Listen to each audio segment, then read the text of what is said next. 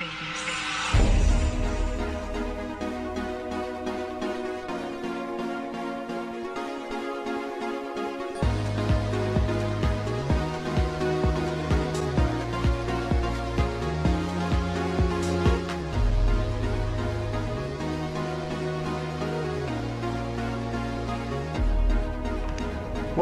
to the Liberace Mansion.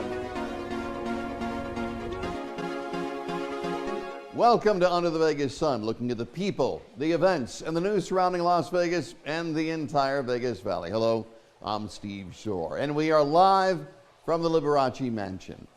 They are icons of Las Vegas, not just the performers on the Las Vegas Strip, those big headliners in the hotel casinos. They became part of the entire structure of Las Vegas entertainment. They were the showgirls. But now the showgirls are gone in Las Vegas. What happened? And what about their memories? What about the things that they worked so hard to really remember and put together?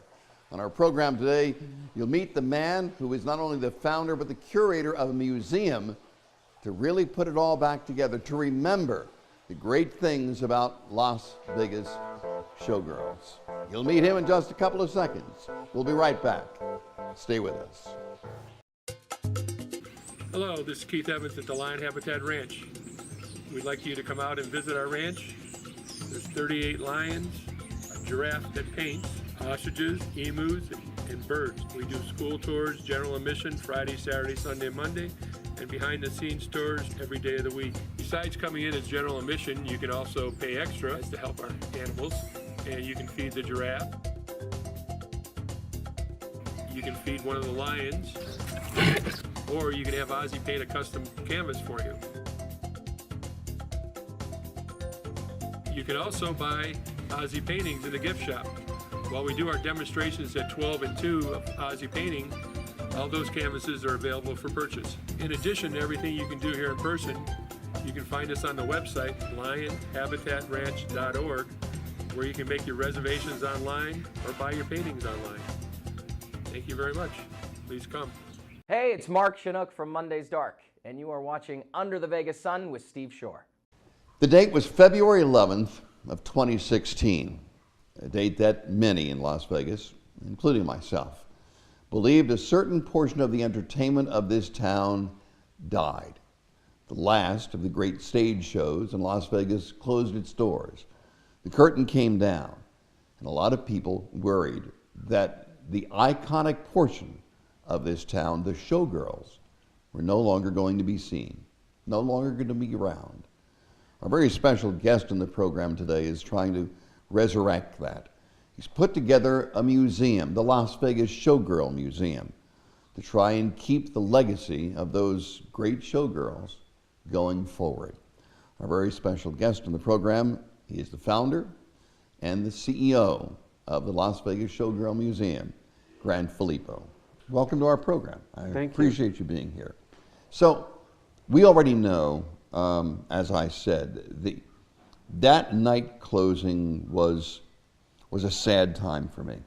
I've been here through the heyday of the shows in Las Vegas, from the Lido show at the Stardust Hotel, the Folies Bergère, the Tropicana, and all the shows in between. And not having that show continue to go is something that really bothered me. What did it do for you? I mean, you've been involved for a long time. What did it do to you? Well, I was there the closing night, just as you were, and it was very devastating. Being friends with so many of the people in the cast and crew, having worked with that show for so many years, and being friends with Don Arden and Fluff and Madame Bluebell, you know, it was something that we never thought we would ever see. And it was so shocking. I think that everyone was in shock, and so many of the people absolutely were in that state of mourning, and it had just happened. But it was extremely unreal, you know. Showgirls, I honestly believe, were the most misunderstood of the performers in Las Vegas. The glitz, the glamour, the beauty, but at the same time, the style of who they were, the confidence as they walked on stage, and the lifestyle that they put forward. I personally don't ever believe that it was understood to the level that it should have been. Well, I think you're right, and I think that a lot of people's fantasies of what a showgirl was so far from the reality of what a showgirl was.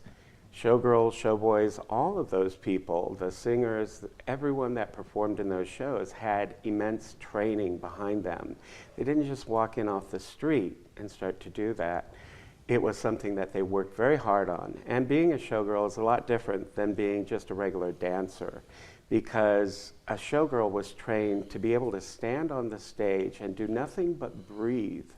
But you would be mesmerized by her. You would have to just stare because it was so magical the way they trained them. When they walked, it was specific. And they were so statuesque. I think the minimum age typically for a showgirl, or minimum height was 5 feet 8 inches tall, and they stretched as tall as 6 feet 2 inches tall in a couple of cases that I remember. But all the showgirls that I ever interviewed in my many years as being a journalist in this town, and all the years that I've met them, I always found them to be very intelligent, very studious. Many of them finished their college degrees while they were being a showgirl. Those that were married took care of their families, and it was very, very important for them, and they were not the persona that most people saw them to be. Agree? Oh, I agree 100%. You know, one of the things that was really weird about our business was when the movie Showgirls came out and the way they portrayed which was a showgirl. Terrible. Which was terrible. It was so horrible, you know.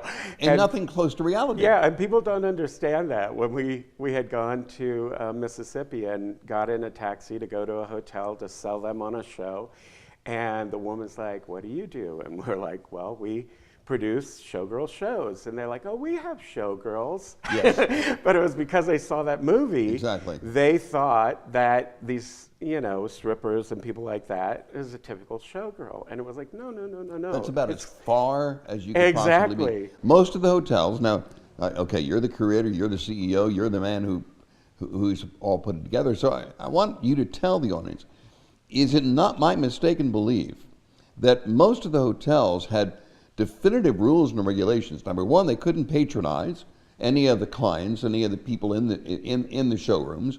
They always had to keep this stature about them. They didn't go out and party they weren't party girls. They kept as much as they could. They kept this very private, sophisticated atmosphere of showgirls. Well, you're a little correct and a little not correct. Okay. Here in Vegas, as opposed to the European way that they did things, here in Vegas, of course, they were very protected. When I worked here in Vegas in 1980 and 81, it was an incredible place. I worked at the MGM. I was supposed to go to the Lido in Paris, so I was waiting. Of course, in 1980, as you recall, we had the MGM fire. But there were times when some big roller or someone important would come to the property and the hotel would say, Bill DeAngelis would go to the girls, certain girls, and they would ask them to basically escort them to dinner at a very classy dinner. Now, that's as far as it went. That's as far as it went. Yeah, but they were used as these jewels to make the hotel look fabulous. And the showgirls, the one part of them, the vast majority were classical dancers. Oh yeah. They knew ballet, they knew tap, they were classical dancers. Right. And it always fascinated me that these very statuesque women in 6 and 8 inch heels would walk down these stairs with 30-pound headdresses on, without falling, without slipping, and it was without looking down. And without looking down. I couldn't do that today on a regular step. Yeah, it's crazy, but you would get fined if you looked down to the stairs. You would get fined. You would get fined. They would take money out of your paycheck because the girls and the guys, they were never to look down because your audience is out in front of you. So you're always supposed to face the audience. And if you notice, 9 times out of 10, there was no handrail and there was no guy holding your hand to go down the stairs. So they had to train them so that they could basically go down the stairs blind and do it very, very quickly. And not all of the showgirls were topless. No. There was a separation between the topless showgirls and the other showgirls, correct? Right. And there was a difference. In the beginning, they had what they called mannequins. Mannequins were girls that did not have to dance. They just had to look gorgeous with very little, if anything, on. In many cases, from the English shows to the Parisian shows and the Vegas shows, they were totally nude. They might have some jewelry, but they were totally nude. And they did not have to know how to dance. Well, correct me if I'm wrong again. If I'm not mistaken, during those early times of the 50s and 60s, those girls who were the topless girls, the nude girls, basically could not move. The definition of them were that they were to stay in place and not move. That was part of it. Right. In England and in the Ziegfeld Follies, they stood still. They basically were statues. Right. They were living statues. The reason is they thought it was art as long as they didn't move, and if they did move, then that was a problem. But even the Lido that came here in 1958, the year I was born, they had mannequins that were able to move, but they did not have to learn to dance. They just had to look exquisite. Then, as things progressed, they had them do more movement, and at a certain point, which was around the 80s, they turned them into what they called dancing nudes. They had dancing nudes, which were the girls that really could dance. They, were trained just as well as anyone else. The only difference is that they went topless. And originally, a lot of the showgirls were walkers. They didn't have to do that.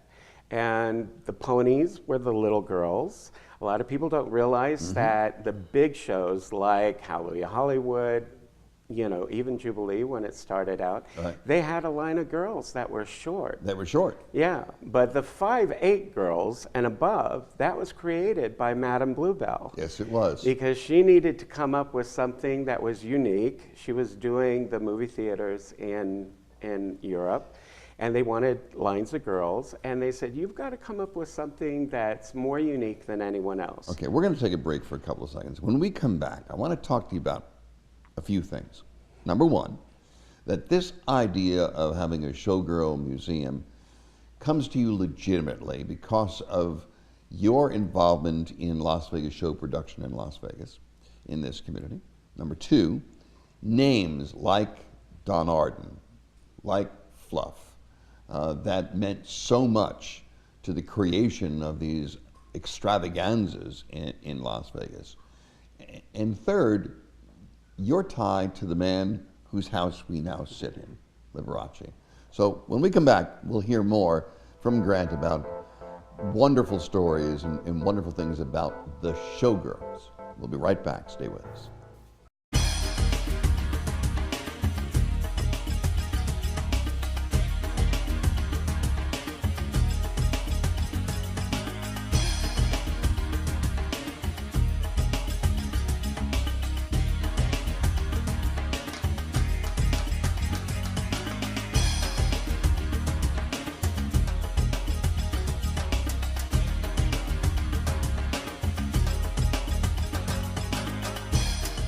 Hi, I'm Frankie Shinta, downtown's king of entertainment. You're watching Under the Vegas Sun with Steve Shore. The Las Vegas Showgirl. So much fun, so much style, so much beauty, so much talent. Now, a museum for the showgirl.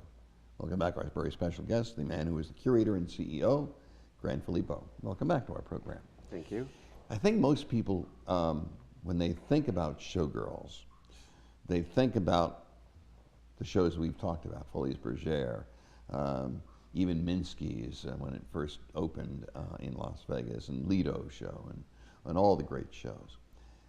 Very few people know, at least I believe very few people know, that it really began because of a talent comedian by the name of Danny Thomas. Danny Thomas, oh, you're smiling, I can see the smile. So Danny Thomas wanted a different way to get the audience to sit up and get ready for him, and he started with the creation on stage of the Las Vegas Showgirl. And most people don't know that. That was an interesting beginning to this amazing, amazing part of Las Vegas entertainment. Agree? Yeah, I do agree. Of course, he stole the idea. Yes, he did. Because it had been done. Shh, don't tell anybody. It had been done time and time before. But yes, I do agree with you. And a lot of people don't understand the impact that the topless showgirls had on this town. A lot of people don't realize that when the Dunes Hotel opened, it was in the red. And it maintained that red status until they brought over a topless show. And when the topless show went in there, the hotel immediately, within a very short period of time, went into the black and continued to stay that way. Okay, so you brought up the Dunes. I didn't. You brought up the Dunes, so let's go there. So the Dunes Hotel, which was a great hotel on the Las Vegas Strip. I agree. One of my favorites. Big Sultan standing proudly on the Las Vegas Strip. Great golf course behind it. It was a great, great hotel. I knew Arthur Shanker and I knew his dad, and it was just, Morris Shanker was just a really interesting man. So, you had become the youngest producer of a stage extravaganza in Las Vegas at the Dunes called 90 Degrees and Rising. And it was successful. You were limited budget, but yet you made it successful. And a part of that was this extravaganza of showgirls and showboys, correct? True. It was the era of family entertainment. But when I came to Las Vegas the first time in the mid-'70s, I was... 76.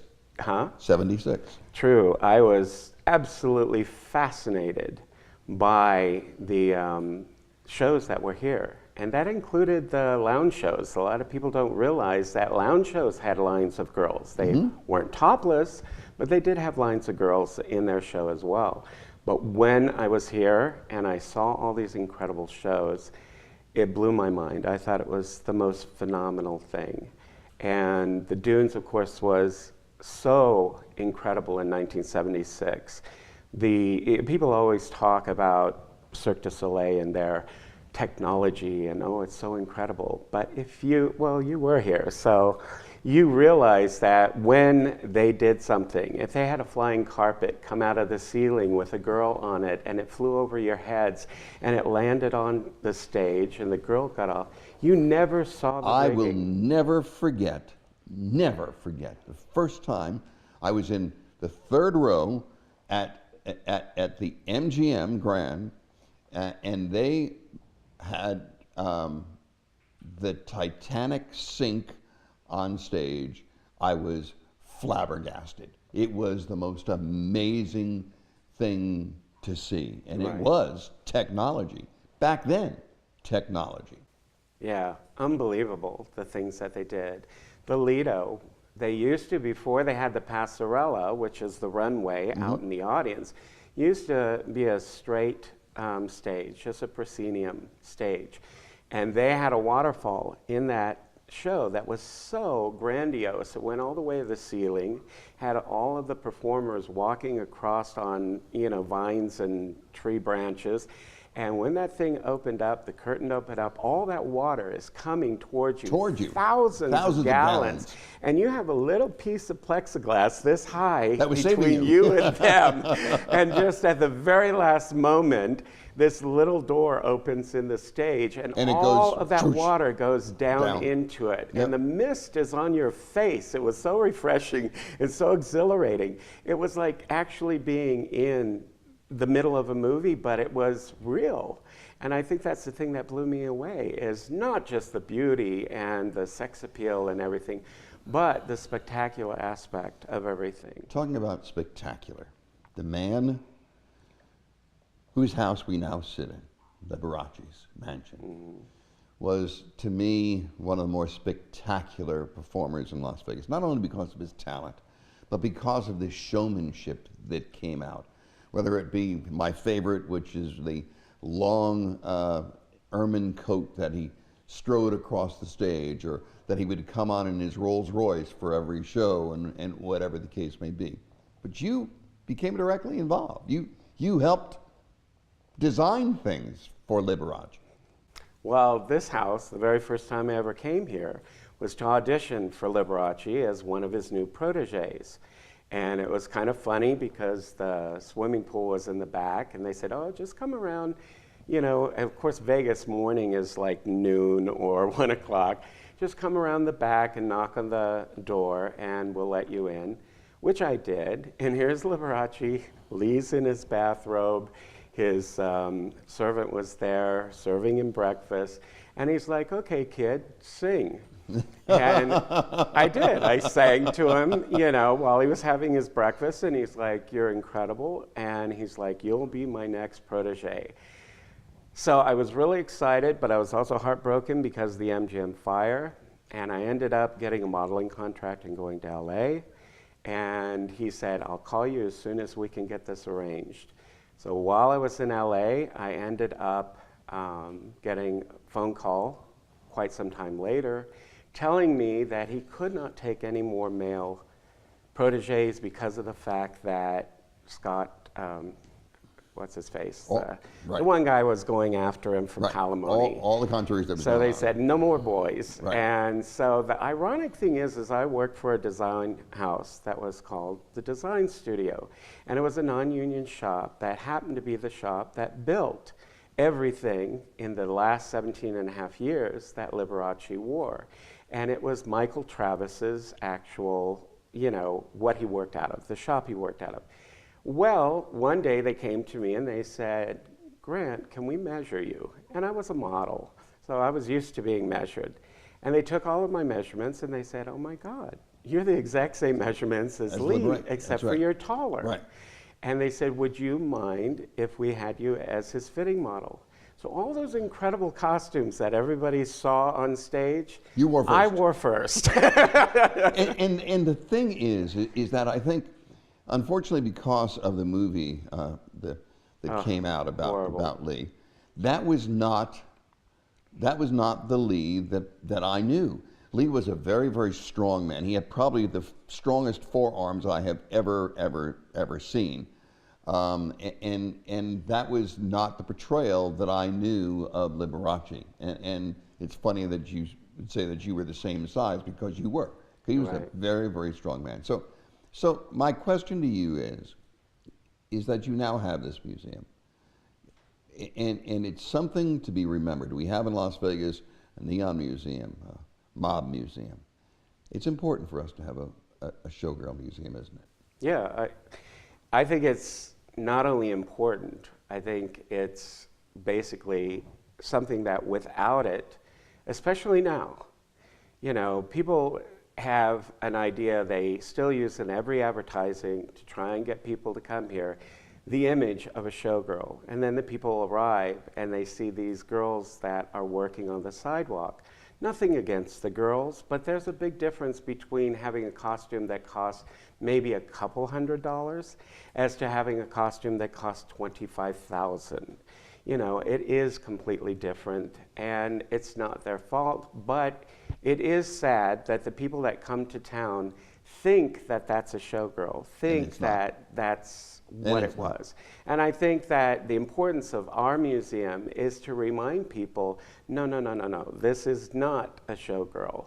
You know, the reality is that they come to our place and they're able to learn things they never knew, learn how these things are made, learn how incredibly strong the women were as well as the men, because everything they wore was welded. That's right, and big. Exactly. Grant, thank you very much. This has been the fastest half hour, and I appreciate it. We'll get you back again, and we'll talk more about the museum. but I think your insights have been absolutely amazing. Thank you, sir, for being with us. All right, thank you. I do appreciate it. It's amazing, the showgirls, and I Google showgirls Las Vegas. You'd be surprised at what you'll find, because they were indeed all of those things: style, talent, dance, simply wonderful. We'll be back with some closing words in just a moment. News. In today's world, news has become even more important in our lives. Hello, I'm Steve Shore. For some 40 years, Las Vegas has been my home, and it's been good to me. Now, I want to give back. That's why I started the Now Report, the independent voice newspaper, fair, balanced, unbiased, online and mobile, and it's free. The time has come for an independent voice, because news is important. It is amazing how much the Las Vegas showgirls meant to this amazing city. And now there's a place in this community that their memory, that all the achievements they had could really be put together. Grant, thank you very much for your insights, and thank you for really putting together your amazing museum. We appreciate it. Well, entertainment, of course, is Las Vegas, and there is a different style of entertainment that will once again be coming back to Las Vegas. A little bit of a controversial figure. His name, Chris Brown, and he'll be at May 20th at the MGM Grand Garden Arena. Singer, performer, dancer, and rap star. Chris Brown at the MGM Grand Garden Arena on the 20th. I promise you that will be a show a lot of people won't want to miss. Until the next time, I'm Steve Shore. Be safe and enjoy life under the Vegas sun.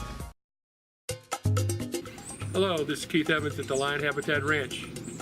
We'd like you to come out and visit our ranch.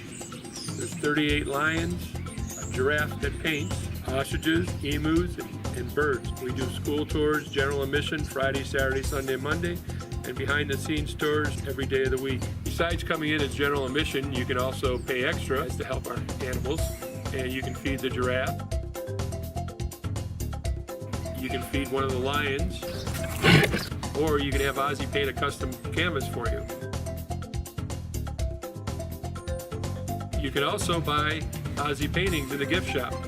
While we do our demonstrations at 12 and 2 of Ozzy painting, all those canvases are available for purchase. In addition to everything you can do here in person, you can find us on the website, lionhabitatranch.org, where you can make your reservations online or buy your paintings online.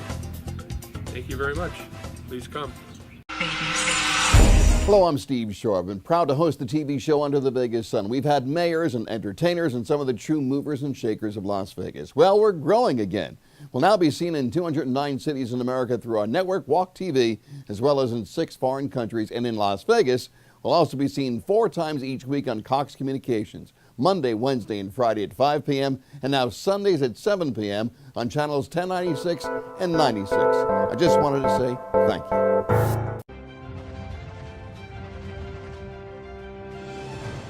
This has been a presentation of VATV.